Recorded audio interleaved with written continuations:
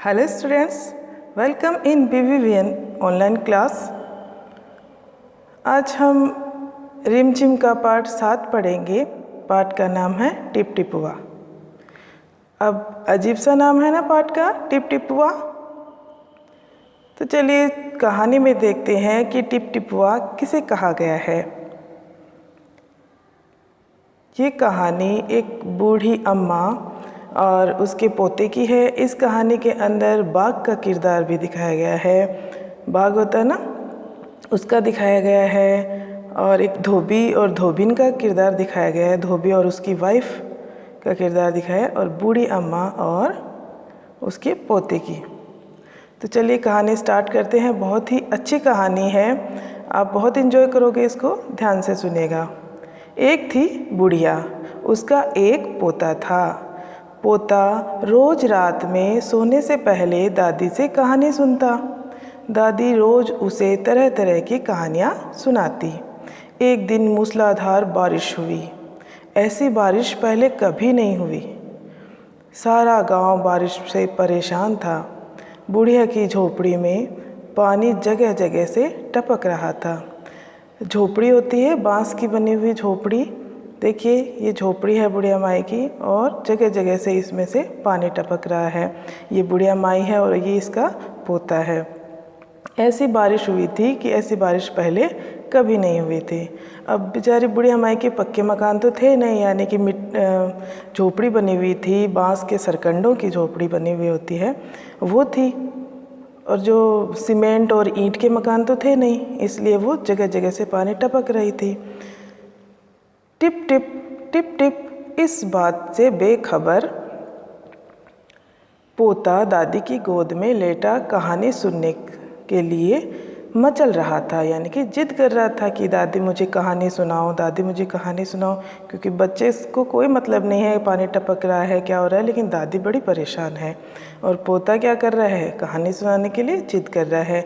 बुढ़िया खींचकर बोली, अरे बचवा का कहानी सुनाए, ये टिप टिपुआ से जान बचे तब न। पोता उठकर बैठ गया। उसने पूछा, दादी ये टिप टिपुआ कौन है?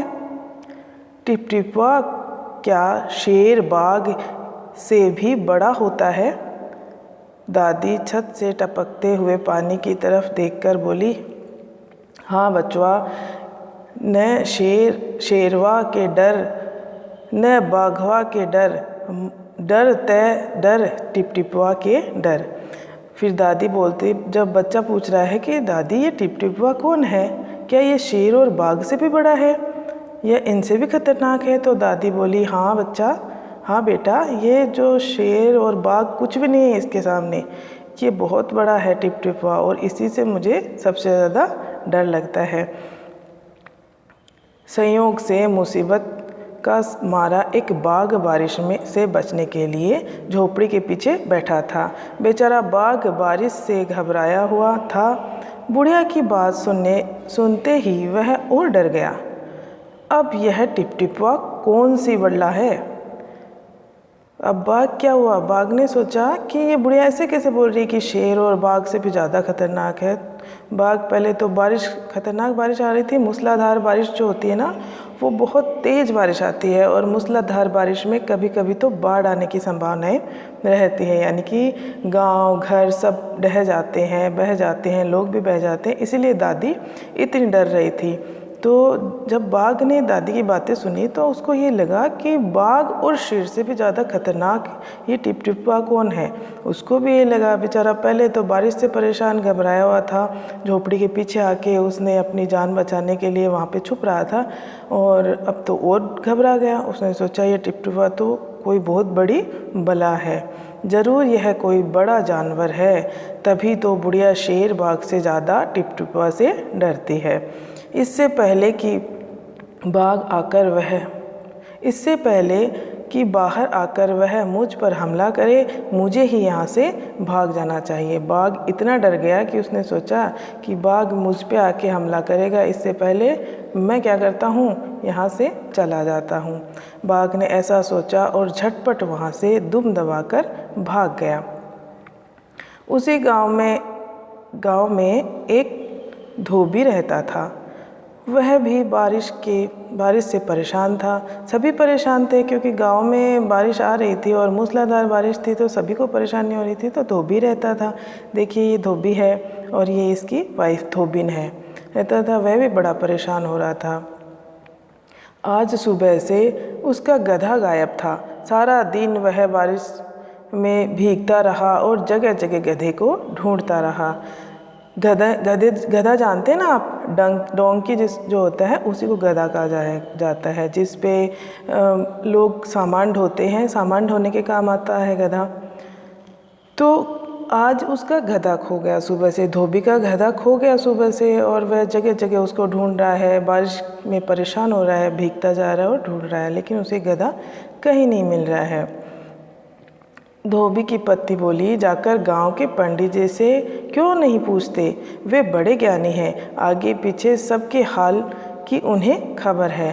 तो उसकी वाइफ जो है धोबी की, उसने उसको सलाह दी धोबी को कि आप जाके गांव के पंडित जी से पूछो, उनको बहुत पता रहता है, वो सबको बताते हैं, कोई भी परेशानी हो तो वो सबको बताते हैं, तो आप भी उनसे ही पूछिए, उनसे क्यों नहीं पूछते। पत्नी की बात धोबी को जच गई, यानी कि समझ आ गई, उसे लगा कि ये सही बोल रही है, जच गई यानी सही लगी। अपना मोटा लठ उठाकर, मोटा लठ होता है मोटी लकड़ी, उसको कहा गया है, उठाकर वह पंडित जी के घर की तरफ बढ़ा। उसने देखा कि पंडित जी घर में जमा बारिश का पानी उचील उचील कर फेंक रहे हैं, यानी उछाल उछाल के बाहर निकाल रहे हैं, क्योंकि नाला नहीं है तो वो ऐसे ही निकाल रहे हैं किसी बर्तन से या हाथ की सहायता से। धोबी ने बेसब्री से पूछा, महाराज मेरा गधा सुबह से नहीं मिल रहा है, जरा पोथी बाँचकर बताएंगे या बताइए तो वह कहाँ है। पोथी होती है जिसमें से पंडित वगैरह कुछ देखते हैं ग्रह नक्षत्र की कौन सी दिशा में क्या चीज़ होगी, तो उसी को यहाँ पे उन्होंने पोथी कहा है धोबी ने। तो बोला, सुबह से पानी उचेलते उचेलते पंडित जी थक गए। पंडित जी परेशान हो रहे थे पानी निकाल निकाल के घर में से, क्योंकि मूसलाधार बारिश तो पूरे गांव में आ रही थी, तो पंडित जी भी बड़े थक गए थे। धोबी की बात सुनी तो झुंझला पड़े, यानी कि उनको गुस्सा आ गया, झुंझला गए कि ये कहाँ से आया है, और बोले, मेरी पोथी में तेरे गधे का पता है, ठिकाना लिखा है क्या?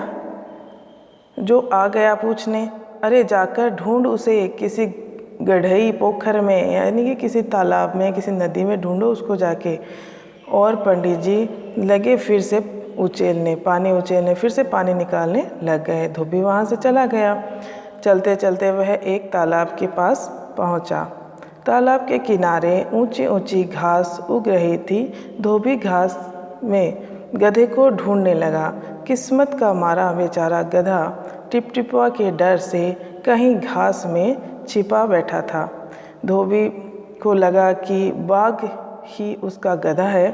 उसने आव देखा न ताव और लगा बाघ पर मोटा लठ बरसाने, यानी मोटी लकड़ी से बाघ को मारने लगा, क्योंकि बाघ तो पहले ही घबराया हुआ था। पहले पानी से बचने के लिए बुढ़िया की झोपड़ी के पीछे बैठा, तो बुढ़िया ने कहा कि जो टिपटिपुआ है वो शेर और बाघ से भी ज़्यादा खतरनाक है। तो बाघ वहाँ से टिपटिपुआ के डर से घबराया हुआ भागता हुआ आके घास में बैठ गया। अब धोबी ने सोचा कि गधा ही घास में बैठता है, धूप के अंदर गधा ही बैठता है, तो हो सकता है गधा ही, वो उसने देखा ही नहीं उसको ढंग से कि कौन बैठा है, और उसे मारने लगा। कुछ भी नहीं सोचा उसने और उसके मारने लगा। बेचारा बाघ इस अचानक हमले से एकदम घबरा गया। अब हम देखेंगे इस चैप्टर में कि टिपटिपुआ आखिर कौन था, तो ये अगले भाग में हम पढ़ेंगे। ओके स्टूडेंट्स, जब तक आप इस चैप्टर को अच्छे से रीड करिए और स्टोरी को समझिए। Thank you.